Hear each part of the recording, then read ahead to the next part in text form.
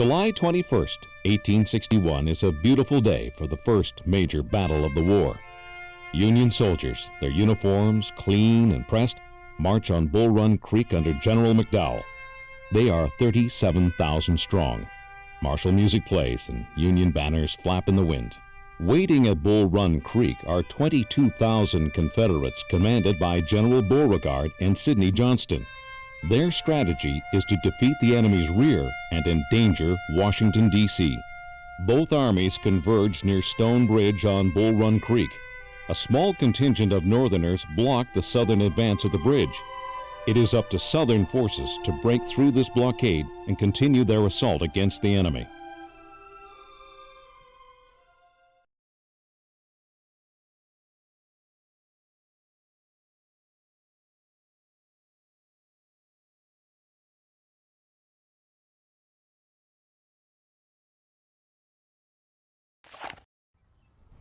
We win this battle, boys! These Northern boys turn and run! You'll see! Here they come! Let's move, man! Forward!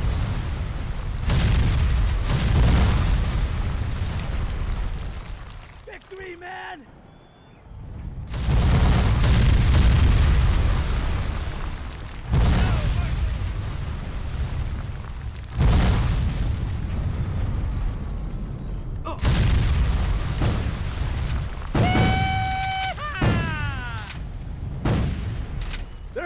Man! Kill them all!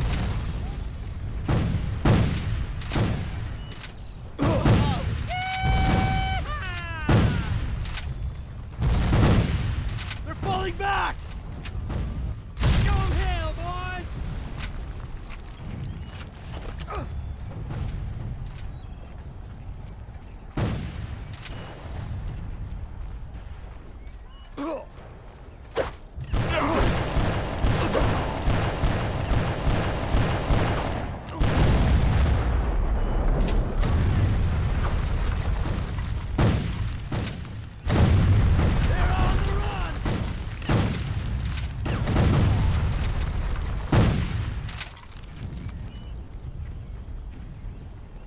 Keep going, man!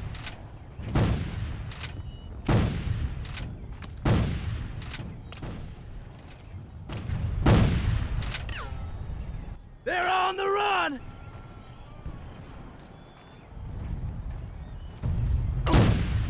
They're falling down!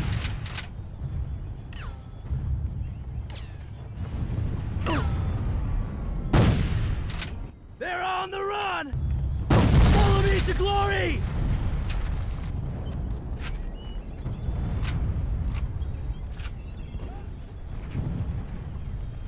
Victory, man!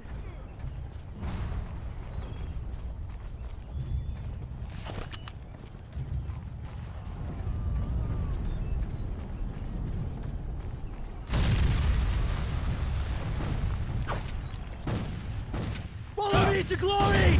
Soldier, a cavalry charge will occur down the road, right through the Union center. All three barricades must be blown to protect the charge. Here are your explosives. Good luck!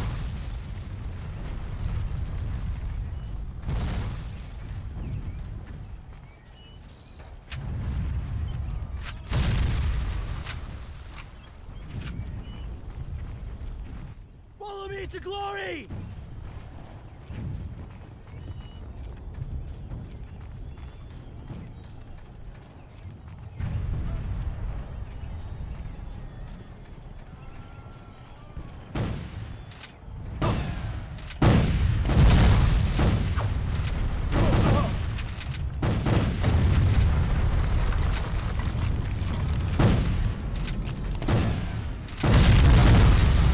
For the general, boys!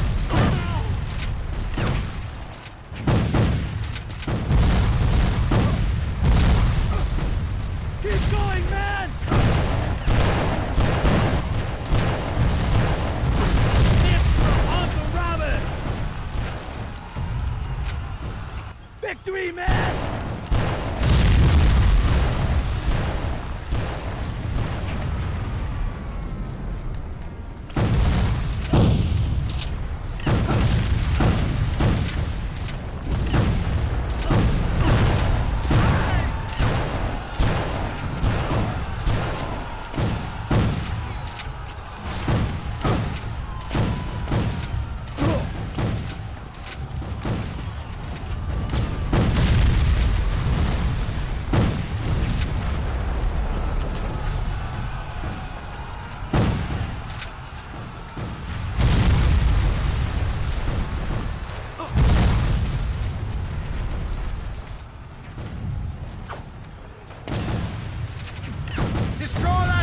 business! Go! Follow me to glory!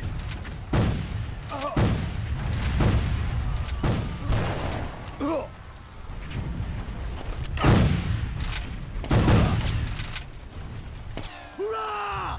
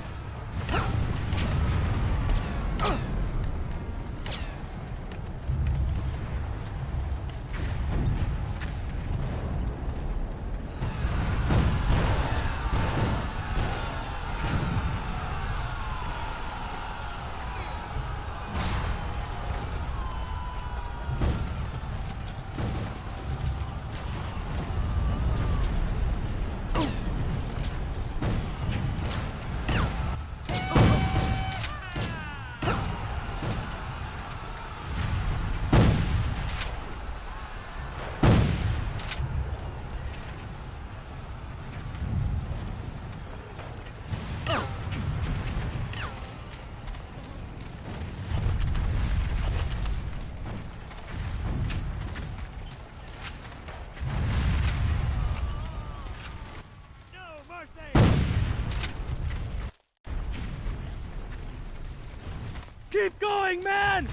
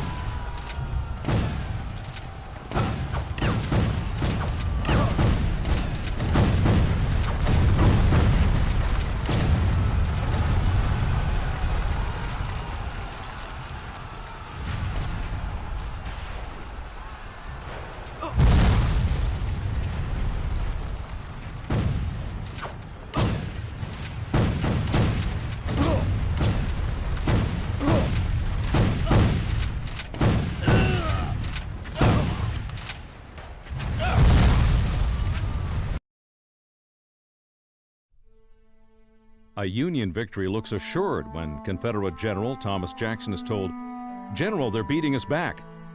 He replies calmly, "Then we will give them the bayonet." His bold defense turns the tide of the battle and forever enshrines him in military lore as Stonewall Jackson. Along with Jeb Stuart, the counterattack pushes the Union forces back to Stone Bridge, where panic sets in. It turns into a full-blown rout for the Union. 5,000 Union soldiers never return home. Those that do stagger back to Washington, D.C., their clean uniforms now bloody and tattered. The Union is humiliated, and the event comes to be known as the Great Skedaddle. In Richmond, Confederate President Jefferson Davis rejoices and claims a great victory over the Union. But it's clear now to both sides that this war will not be short nor painless to either side.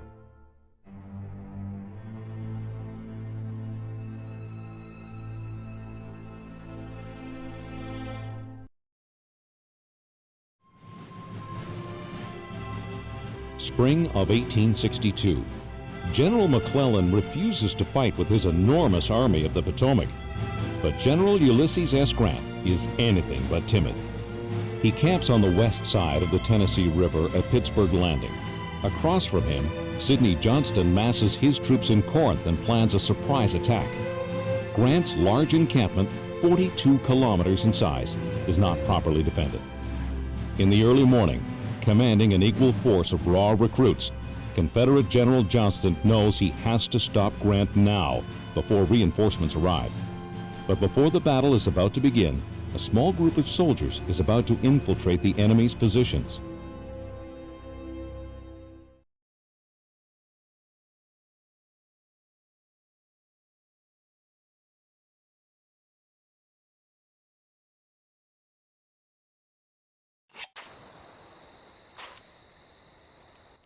Listen up, soldier.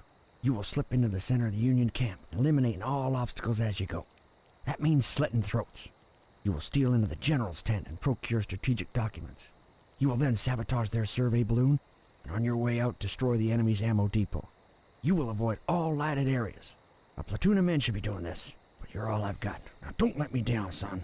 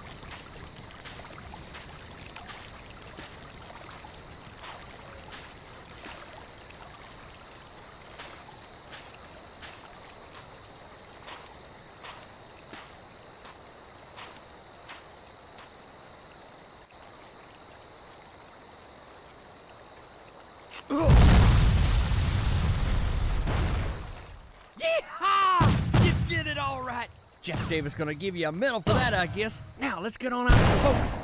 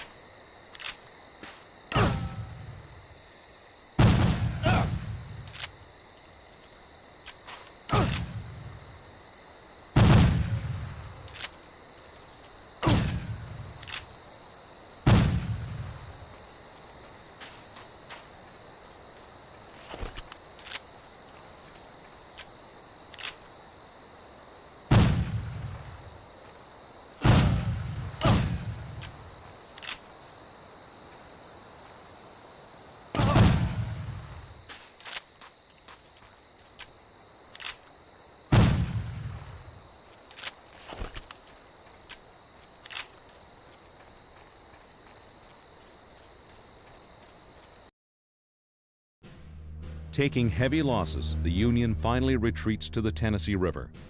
They hold that position as a dozen massive assaults are launched and 62 cannons blaze away. Confident of a total Southern victory, General Beauregard is shocked to face 72,000 enemy soldiers the next morning, as Buell has arrived the night before with reinforcements. Grant takes the field and forces the South to withdraw after a murderous engagement. All in all, after 2 days of fighting, there are 23,000 casualties, more than in all previous American wars combined. The costly Union victory shakes the divided nation to its very core. The war is a calamity that will require more bloodshed and sacrifice than anyone could have ever imagined. For Grant, the victory only steels his determination. The way to the South is now open.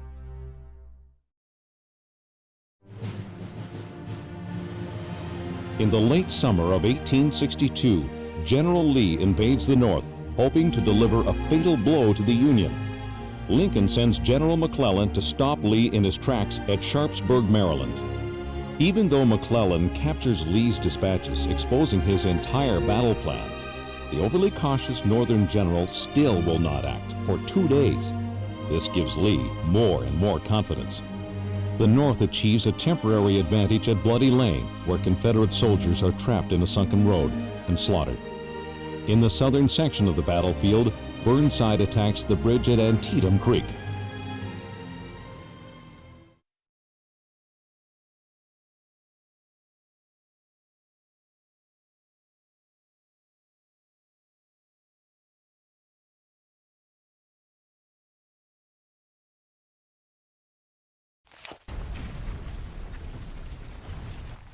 They've crossed the bridge, men. We're gonna stop them before they reach our cannons.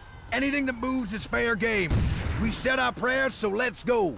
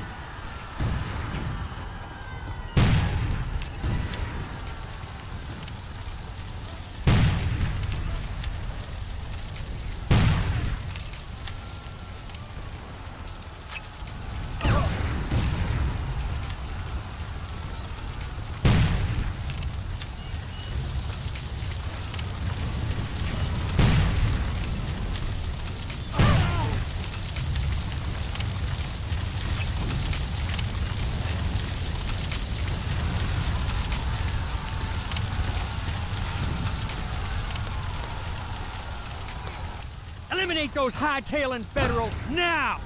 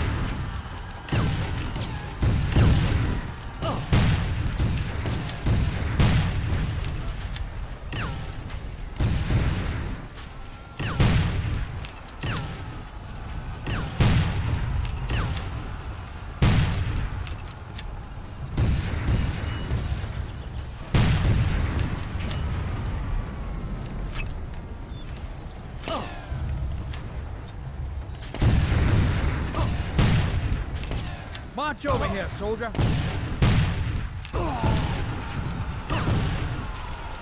The sneaky bastards have infiltrated the woods, trying to attack our artillery from the rear. Protect them, soldier, at all costs!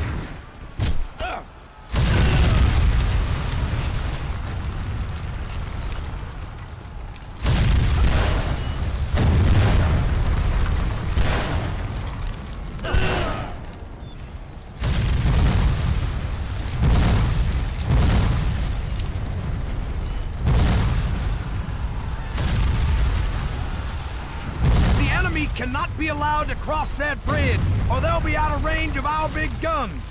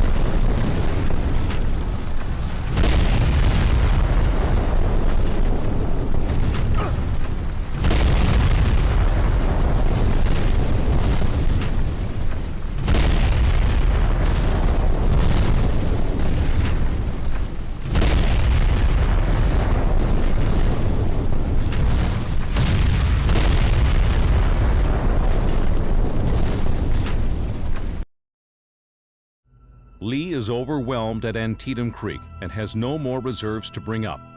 It looks like his army will be destroyed when at the last minute General Ambrose Hill arrives with reinforcements and beats back the northern advance. The next day, Lee expects an all-out attack and certain destruction, but no attack comes. Once again, McClellan allows the great general to escape. He retreats back into Virginia, able to fight another day. The battle does not give either side a decisive victory, and yet 23,000 casualties occur, 9 times the number that fell at Normandy. Tremendously disappointed, Lincoln still declares this a victory, and within days signs the Emancipation Proclamation. England decides against backing the South, an act that will affect the entire outcome of the war.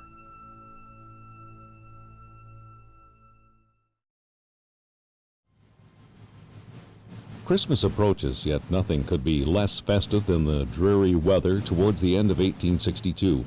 Displeased with the inactivity of McClellan, Lincoln directs Union General Burnside to go on the offensive and attack Richmond. Union guns shell Fredericksburg, setting the town on fire. The Union Army crosses the river and loots the city. Lee now has 75,000 men on the heights overlooking the burning city. Lee can't believe the Union would dare attack his well-fortified positions, but he misjudges Burnside's recklessness. The order is given. Burnside orders his men to attack Lee's 2 fronts.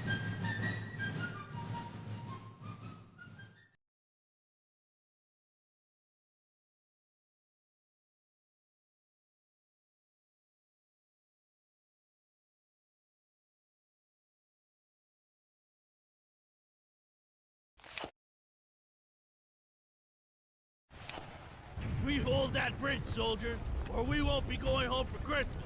We'll be planted here till Judgment Day. When can we get this started? Everyone back home is counting on us. Now move! The Rebs have their reinforcements. We got no... Follow me or die where you stand. Don't forget me. You can still fight. Move!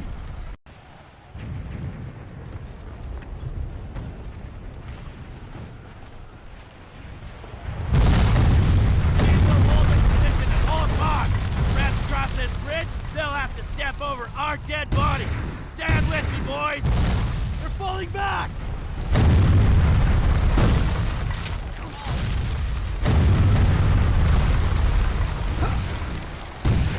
Fixed, bayonets, man! We're going to charge!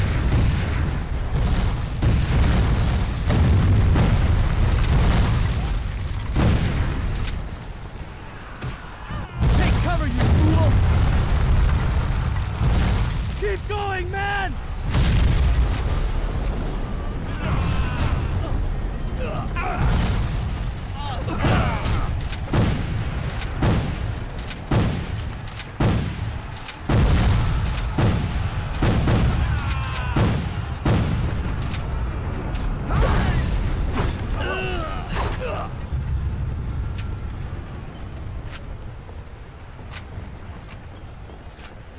You did good.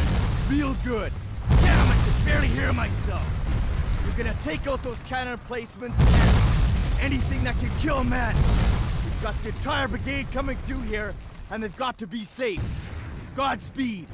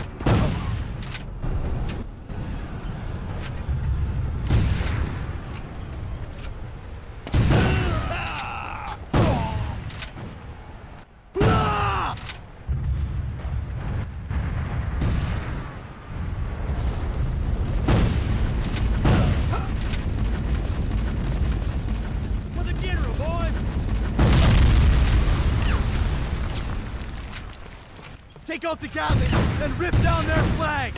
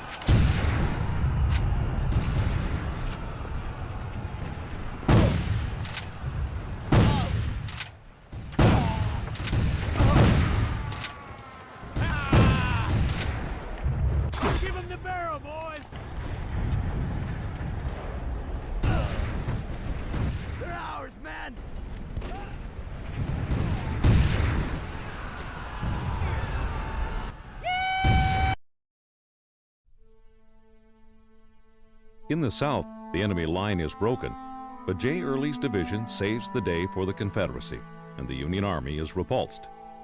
In the north, brigade after brigade attacks Mary's Heights, the bluffs overlooking the looted city.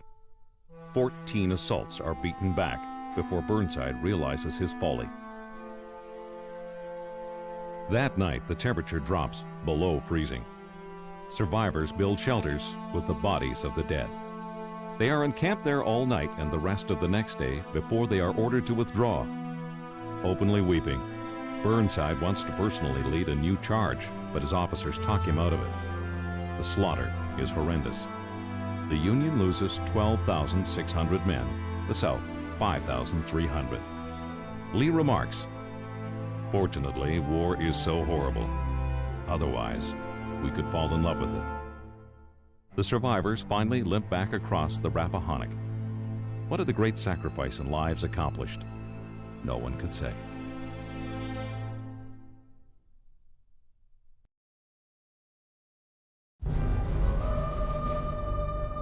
One of the Union's brightest stars, General Hooker has a good plan to feint an attack on Lee at Fredericksburg, then march up the Rappahannock, cross the river, and attack Lee's rear. On April 30th, 1863, with 90,000 men, Hooker's main force reaches Chancellorsville. On May 2nd, Hooker stops his army when reaching Stonewall Jackson's troops. His officers urge him to press forward, but he delays. With 15,000 men, Lee keeps Hooker bottled up in the woods. Jackson leads the rest around the Union lines to attack their rear at Chancellorsville. Completely off guard, the Union troops fall back before darkness falls, desperately trying to ward off the attacking Southern forces.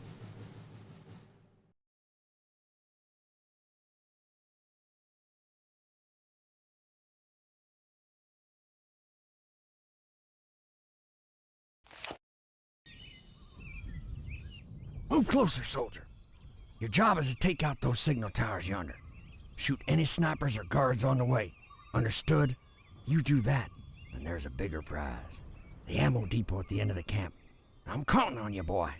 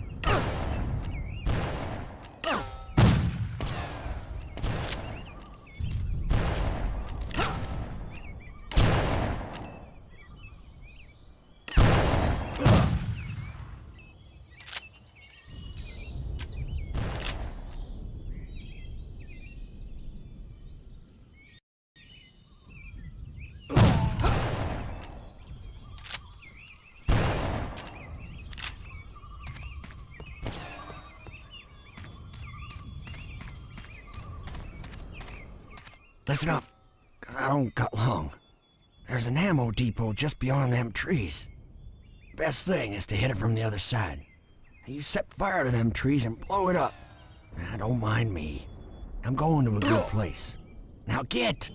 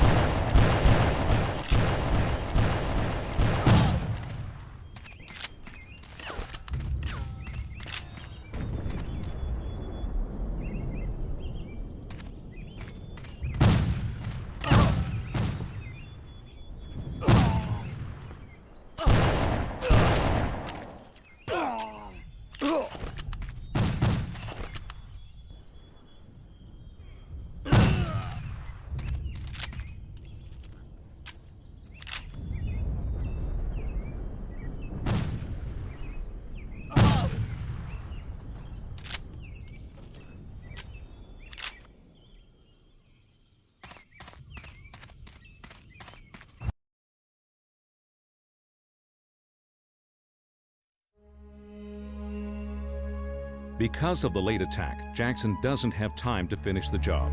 He rides after the retreating Yankees, considering a night assault. When he returns, confused Confederate sentries mistake him for the enemy. 2 of Jackson's aides are killed, and he's shot twice in the arm. The limb has to be amputated. The next day, Hooker orders a retreat, and the Union Army crosses back over the Rappahannock. The defeat is total. Hooker loses 17,000 men. It's Lee's costliest victory to date. He loses 13,000 men, including his best general. On May 10, 1863, Stonewall Jackson takes a turn for the worst and dies of pneumonia.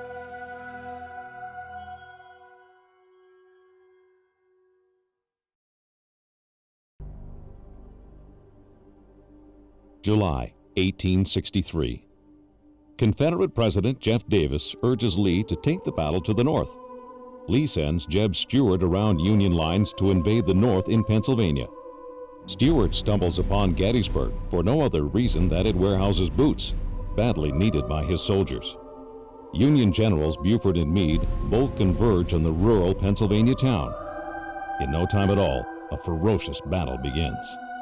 On the second day of fighting, in spite of the advice of his generals, Lee starts to attack the enemy's flanks at Little Round Top. The Federals must hold this position, or their entire line will be exposed to the Southern attack.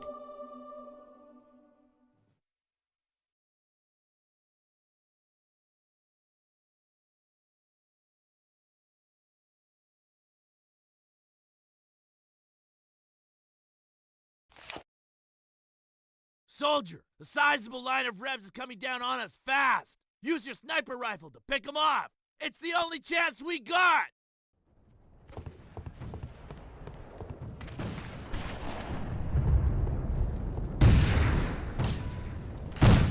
No mercy!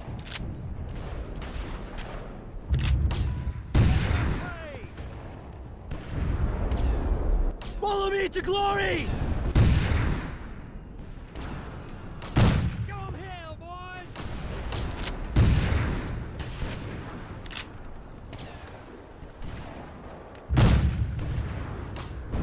They're ours, man!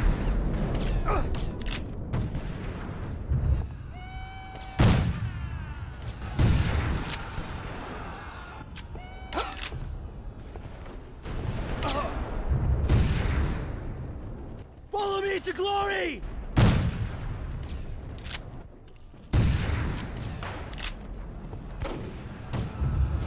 We're falling back!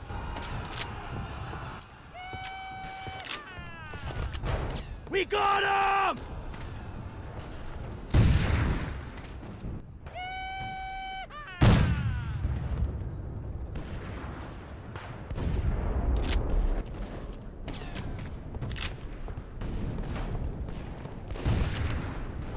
Follow me to glory!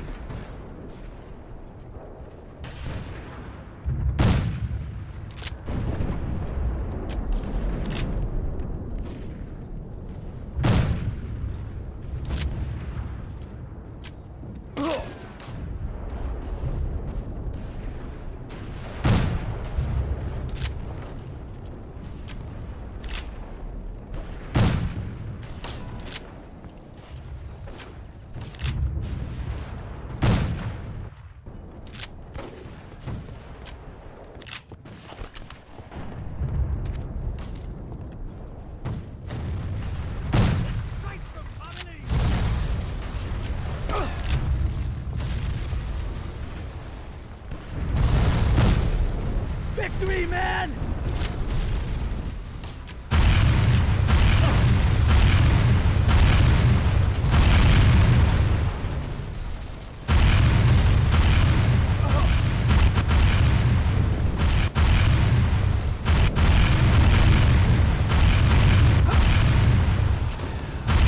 We've got to get out of here. Retreat to Little Round Top on the double.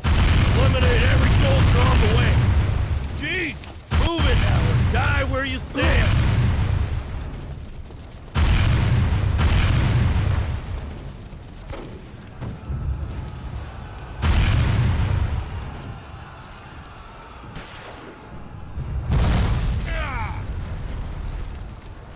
We got him!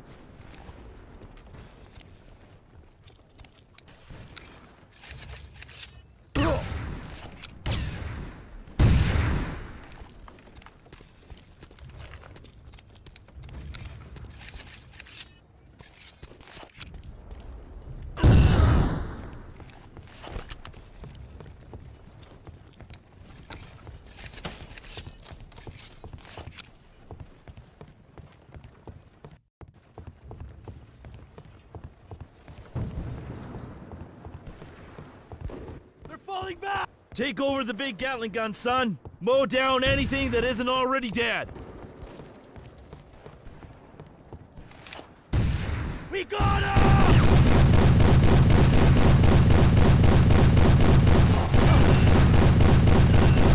They're on the run!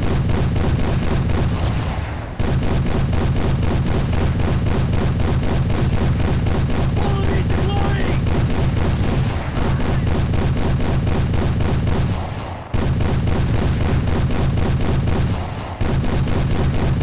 I got a direct order from Commander Chamberlain. We are running out of ammo. Fix bayonets, men. We're going to charge. We've got no other option. Move! We got him! Follow me!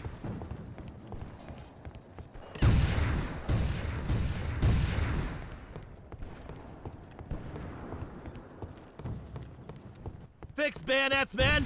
We're going to charge.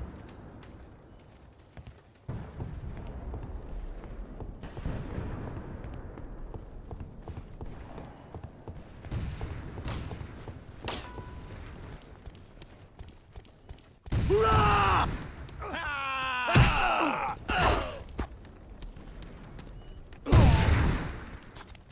Give them all hell!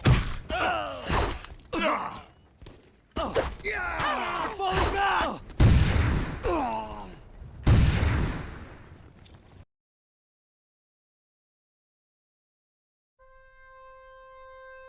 The third day of battle is no less fateful. Sensing victory, Lee orders General George Pickett to charge an open field, where behind a stone wall the Union Army holds Cemetery Ridge. At 2 p.m., Pickett begins his charge with 13,000 men. Red flags wave and bayonets shine in the July sun. It's an unimaginable slaughter. Single cannon blasts from the Union side kill a dozen packed-together bodies at once. The Confederates reach the stone wall at one place only. They are all captured or killed.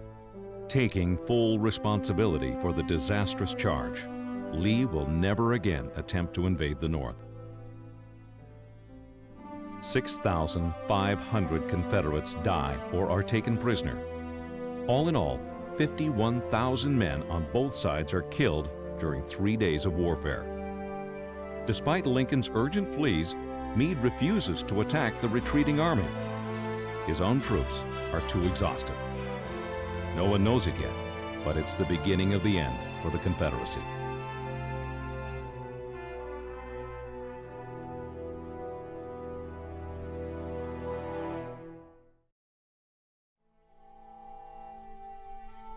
In the summer of 1863, Union General William Rosecrans forces the Confederate Army out of Chattanooga and into Georgia. Defeated at Perryville and Stones River, Confederate Commander Braxton Bragg is the most despised officer in the South. Finally, he retreats no more. On September 18th, Bragg makes a stand at Chickamauga Creek. Both armies clash at the bridge over the Chickamauga, suffering horrendous losses. In a heavily forested area, Bragg assaults Rosecrans head-on. Union General George Henry Thomas holds his position until the evening. The next morning, Thomas is once again attacked. He somehow continues to fight the South off, but time is running out for the North.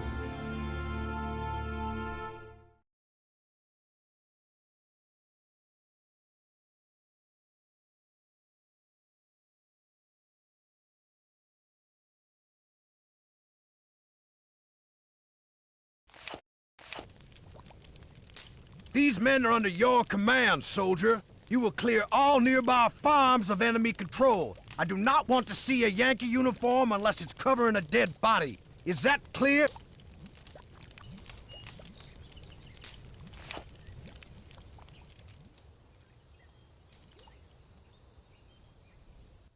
Send them back home, soldiers!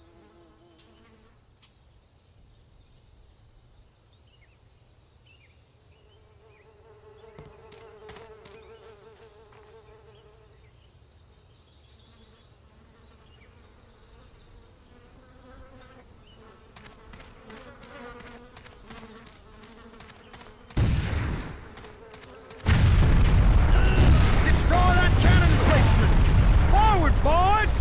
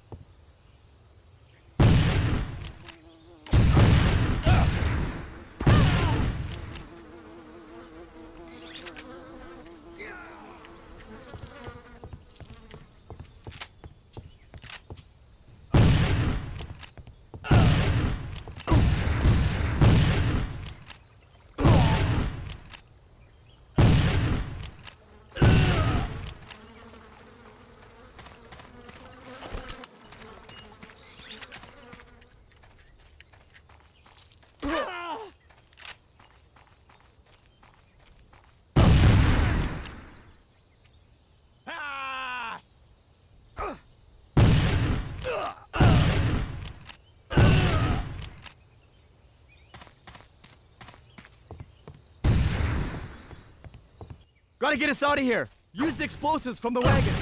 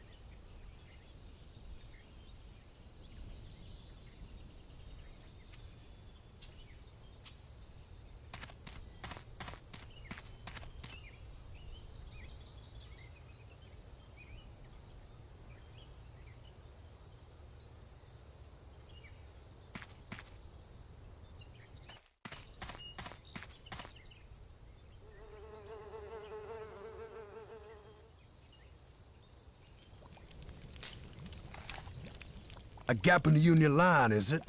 Very well. We'll take full advantage.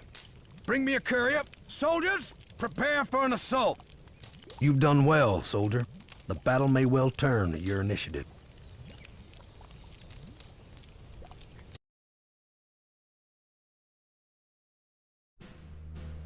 The Union hastily withdraws from a ferocious rebel attack.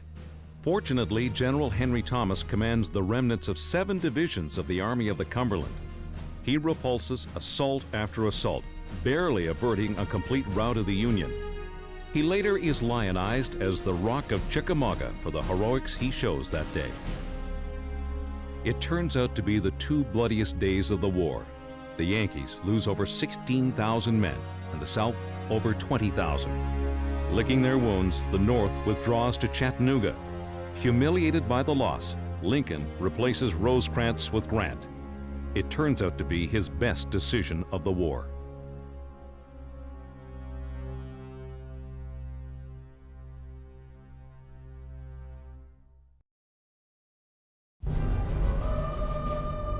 In late November of 1863, the Western theater of war is not going well for the Union. After a crushing defeat at Chickamauga Creek, the North withdraws back to Chattanooga. Remarking that General Rosecrans looks stunned and confused like a duck hit on the head, Lincoln replaces him with Ulysses S. Grant. Southerners hold 3 key positions overlooking the city. General Hooker attacks the South's left flank, Sherman the right. Losing his way in the mist, Sherman charges in the wrong direction. Along with Sheridan, Grant orders the hero of Chickamauga, George Henry Thomas, to assault the center of the rebel stronghold. It's a bold but dangerous decision.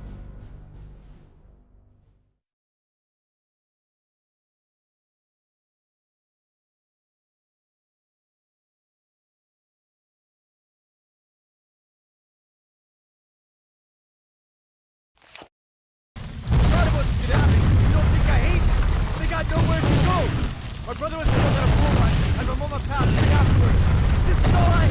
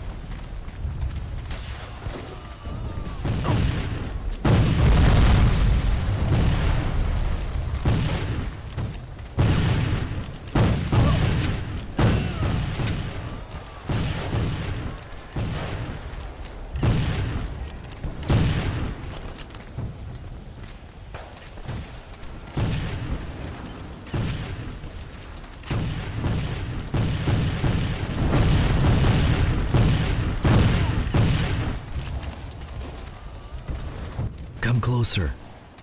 There's a weak spot. Enemy lines.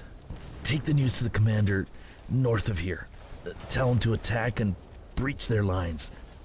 I wish I could be there with you, son.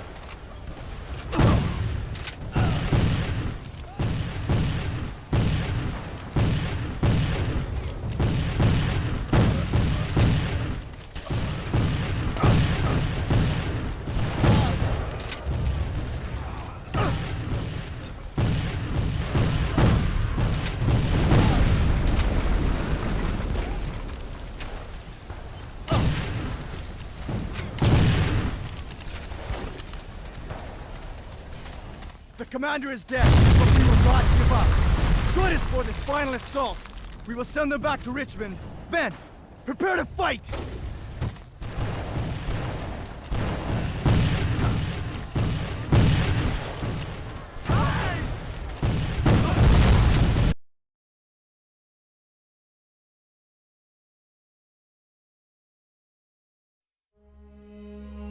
After capturing Lookout Mountain, General Phil Sheridan of the Union is so emboldened that he attacks the South's next stronghold, Missionary Ridge, without direct orders to do so. No matter. Nothing the Confederates can do is able to stop him. They withdraw after taking enormous losses. It's a great victory for the North, and the glory goes entirely to Grant, solidifying his hold as Lincoln's top commander. The South will not recover from this stunning defeat, which brings about Bragg's dismissal and opens up the path to the Southern heartland.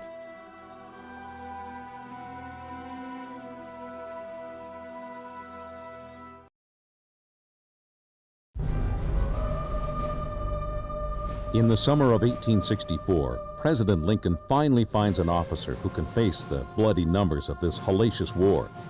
Ulysses S. Grant, now commanding the largest army in the world, 500,000 strong. When he faces Lee for the first time, he is soundly defeated. But unlike every other Northern general before him, he does not retreat. He forges ahead relentlessly towards Richmond. Lee surmises Grant's intentions and marches quickly to stop him. General Grant concentrates his army next to Cold Harbor, where Lee has already staked his position. General Grant brings to the confrontation 120,000 men and a supply line that extends for miles. The bloody battle begins.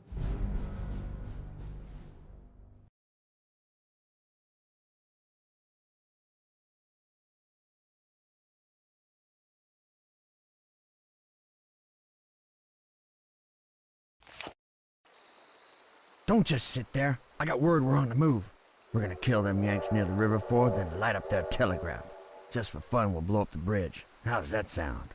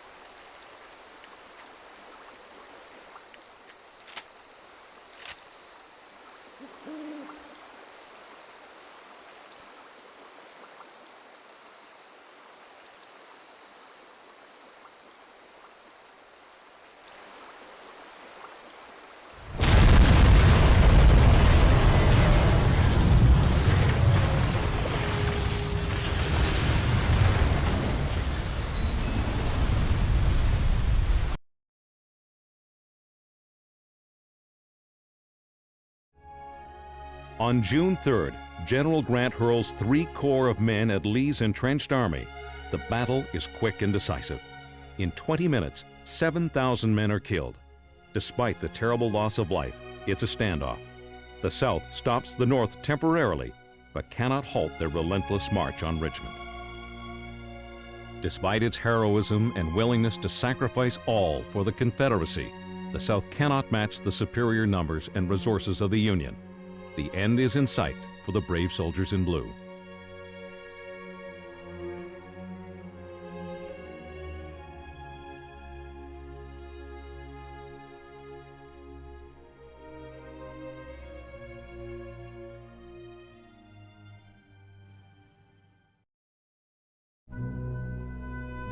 At the north of the Cape Fear River, the Confederacy in the early days of the war took control of a spit of land in North Carolina. Fort Fisher keeps Union ships at a distance, allowing blockade runners to smuggle in provisions for the South. The entire survival of the Confederacy is dependent on its massive guns. On January 12, 1865, the Union makes its second all-out assault on the fort. For 2.5 days, the Federal Armada bombards Fort Fisher relentlessly by both sea and land. After the massive bombardment, more than 3,300 infantry and Marines assault the stronghold on 2 sides.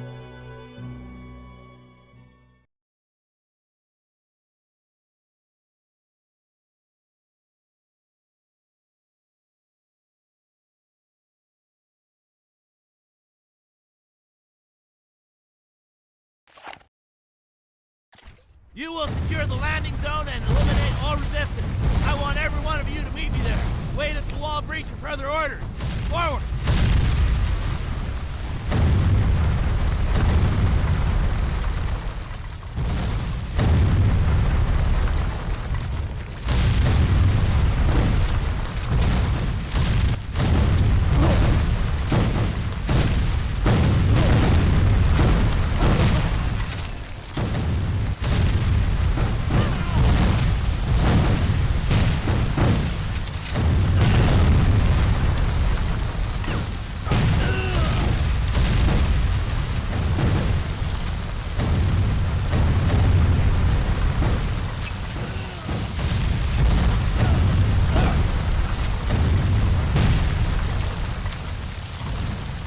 Buddy, this is nothing but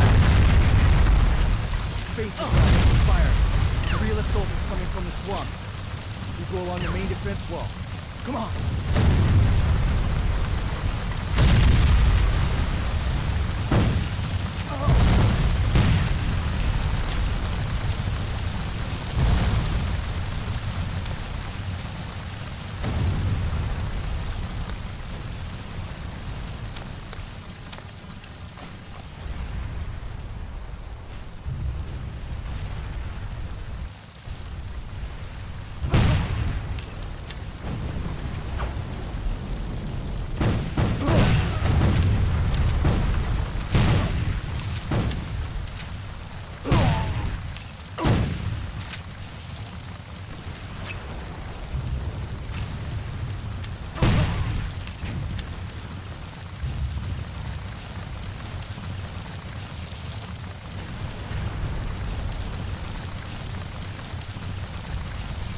I'm hit, so it's all up to you.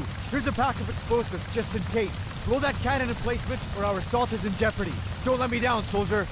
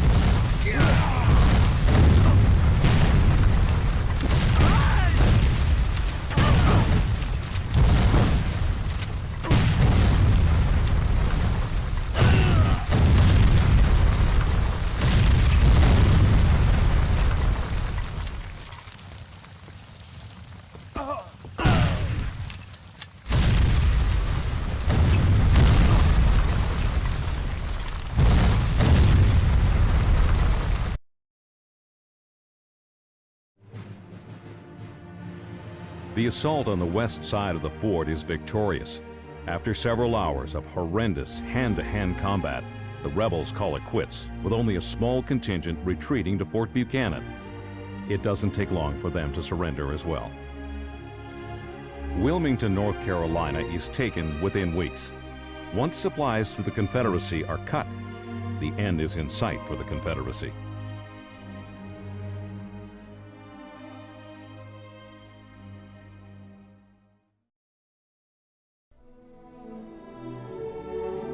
In the spring of 1865, as Southern forces suffer large casualties and a draining of supplies and resources, General James Wilson hopes to deliver a knockout blow in Selma.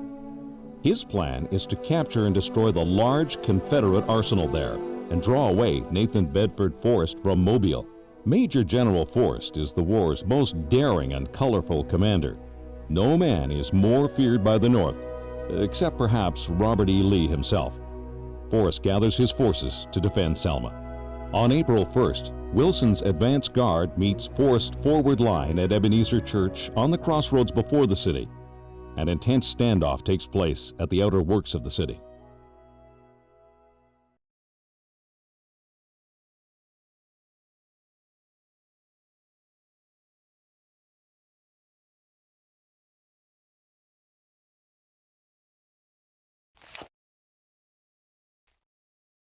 Soldiers, we've encountered fierce resistance by Ebenezer Church. You will eliminate that threat at once!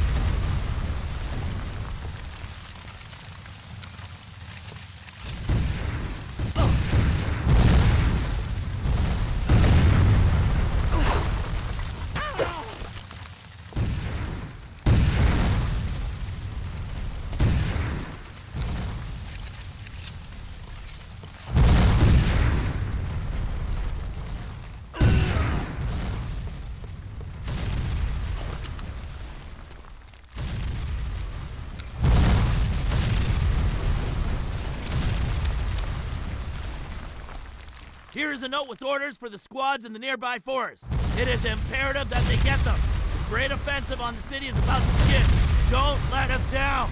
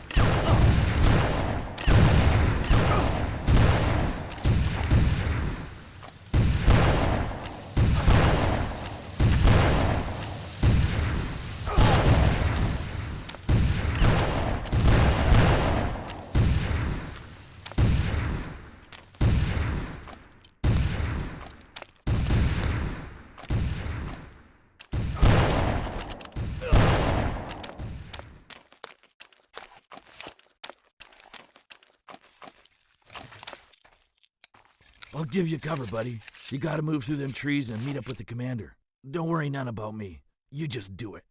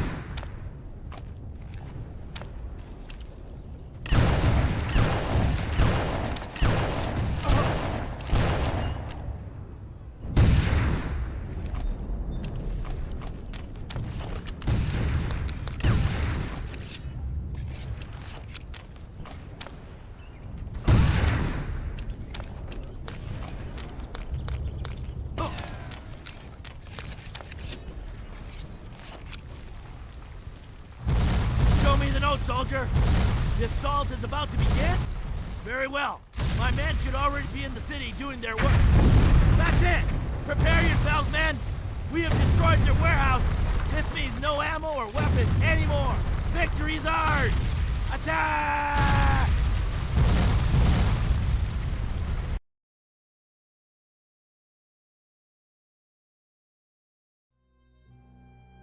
Finally, Selma's fortifications fall. General Wilson himself leads a mounted charge forward. After a day of vicious combat, Selma is in the hands of the Union. In the darkness, the Confederates flee. Badly wounded, General Forrest barely escapes by swimming across the Alabama River. Even Nathan Forrest cannot stop the inevitable. With their main manufacturing centers of Atlanta now captured and Richmond in its last throes, Confederate soldiers worry more about feeding themselves than making war.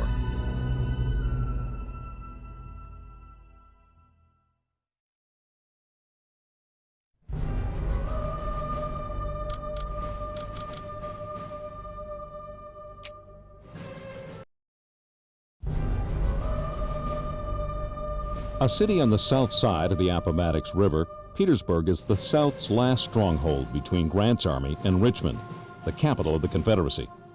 In June of 1864, the Federals attack. Lee knows he cannot ultimately win, but has no choice but to defend the city. A long siege begins. Union forces lay siege for 9 long months. The Confederates build massive entrenchments to beat off the superior Northern forces. On April 2, 1865, Federals make a breakthrough into the city. In Petersburg, everything burns, and every street captured must be paid for in blood. Finally, the Union makes its way towards the last point of Confederate resistance.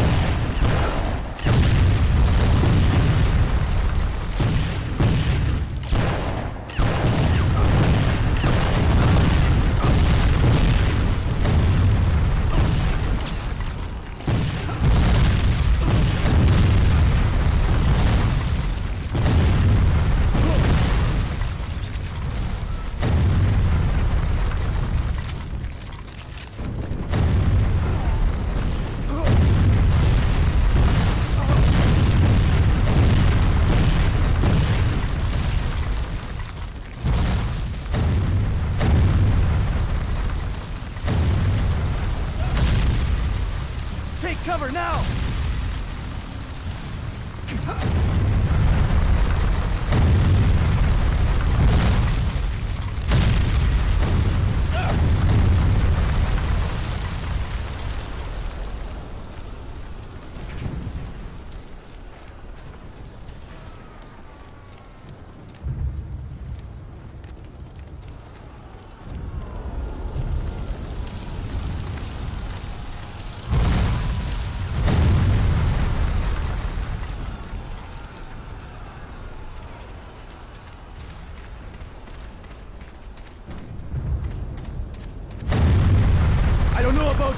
But I want to be the one to tear down that rebel flag. We'll see who gets the glory of putting up the stars and stripes today. You with me?